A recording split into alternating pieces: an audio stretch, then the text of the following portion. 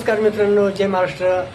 आपला महाराष्ट्र, आपले पर्यटनाचा सीझन सुरू होतोय आणि पर्यटनासाठी जर तुम्ही मुंबईमध्ये येत असाल तर मुंबईतील अतिशय महत्त्वाचं ठिकाण म्हणजे गिरगाव चौपाटी, की ज्या ठिकाणी आपल्या लालबागच्या राजाचं अतिशय उत्साहामध्ये विसर्जन केले जाते.